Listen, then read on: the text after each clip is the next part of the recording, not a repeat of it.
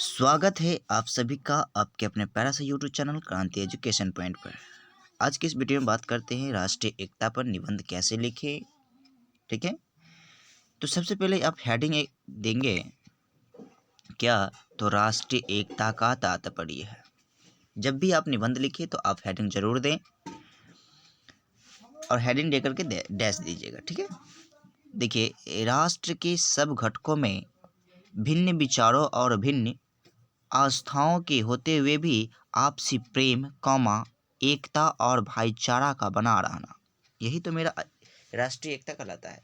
कि अलग अलग विचारों के साथ भी और आपकी अवस्थाएं भी अलग है, आपसी प्रेम और एकता और भाईचारा बनना ही क्या कहलाता है, राष्ट्रीय एकता कहलाता है।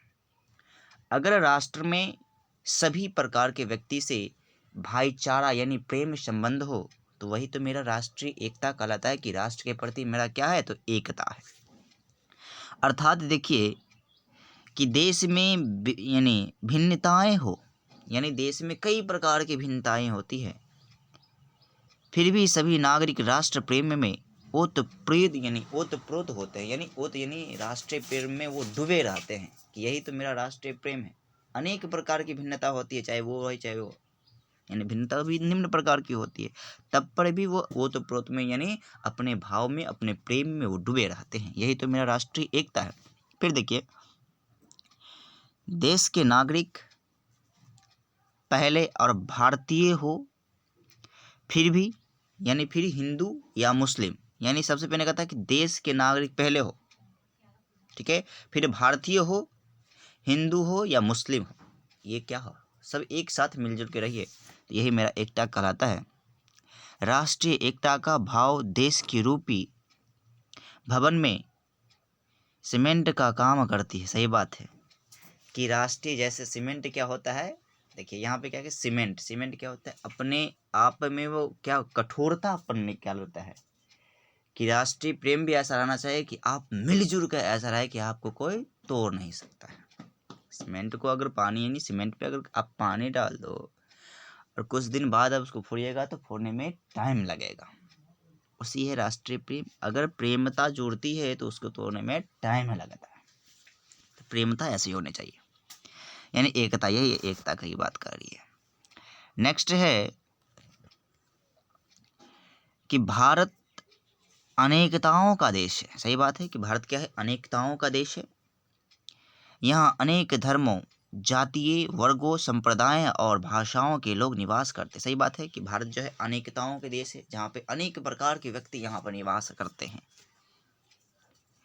यहाँ के लोग का रहन सहन, खान पान और पहनावा भी भिन्न है, यानी भिन्न का मतलब क्या होता है कि अलग अलग अलग होता है। ठीक है, यहाँ भिन्न के बदले अलग अलग भी आप लिख सकते हैं। भौगोलिक, सामाजिक और आर्थिक असमानताएं भी काम नहीं है, यानी असमानताएं भी कम नहीं है। ठीक है, ये सब चीज़ है। नेक्स्ट है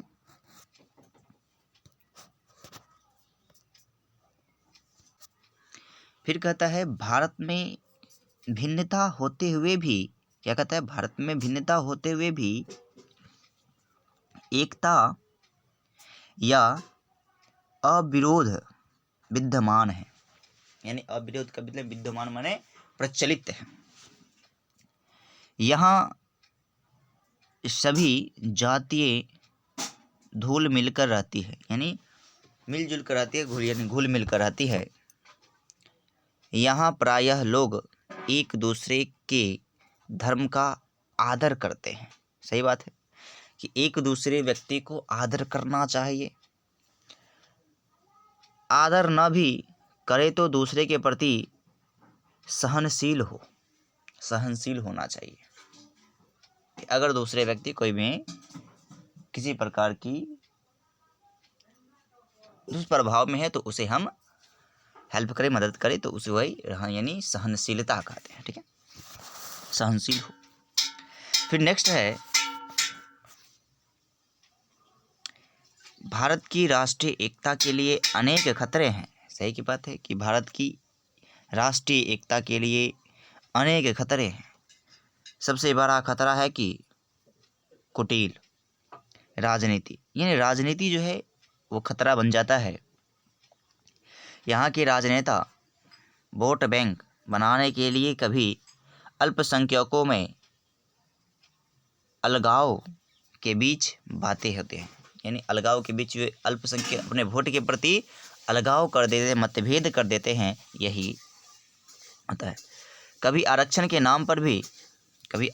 नाम पर पिछड़े वर्गों को देश के मुख्य धारा से, यानी आरक्षण वर्गों को मुख्य यानी देश के मुख्य धारा से अलग करते हैं कि वो आप आरक्षण वर्ग के छोटे कास्ट के, ये यानी भेदभाव करने लगते हैं आपसी में। जिससे यानी क्या होते, जैसे आप एकता की बात की, एकता में तो आप सब मिलजुल के रहिए, ठीक है, तो मतभेद होने लगता है। इस देश के हिंदू, मुस्लिम, सिख, ईसाई सभी परस्पर प्रेम में यानी प्रेम से रहना चाहते हैं, लेकिन भ्रष्ट राजनेता उन्हें बांटकर रखना चाहते हैं। लेकिन भ्रष्ट नेता क्या होता है कि उसे चाहता है कि इसको अलग कर दे, इसको अलग कर दे, तू ये कास्ट का है तो ये इसमें इधर रहो, तो ये कास्ट का है तो इधर रहो। तो राजनेता जो है कास्टीय के आधार पर उसको यानी देश के जो यानी जनसंख्याओं में मतभेद कर देता है और देश की एकता को तोड़ देता है। व्यक्ति चाहते हैं कि हम जितने भी भारतवासी हैं हम एकता प्रेम में रहें, लेकिन वो राजनेता जो आते हैं वो देश की एकता को भंग कर देते हैं जातियों के आधार पर। ऐसे नहीं करना चाहिए। राष्ट्रीय एकता में अन्य बाधक तत्व है विभिन्न धार्मिक नेता, जनजाति असमानता, आर्थिक समानता आदि, ये सभी होते हैं समानता। फिर कहता है कि जब देश में कोई भी दो राष्ट्रीय घटक से यानी संघर्ष करते हैं तो उसका दुष्परिणाम पूरे देश को भुगतना पड़ता है। सही बात है। अगर कोई दो व्यक्ति आपसी में मतभेद करते हैं तो उसका परिणाम जो है पूरे दुनिया को लड़ना पड़ता है। अगर दोनों नेता कोई आपसी में यानी गठबंधन कर ले तो उस पर जो विरोध होगा वो आपसी सभी यानी व्यक्तियों को भुगतना पड़ता है। मामला आरक्षण का हो या अयोध्या के राम मंदिर का, इसी प्रकार देखते हैं।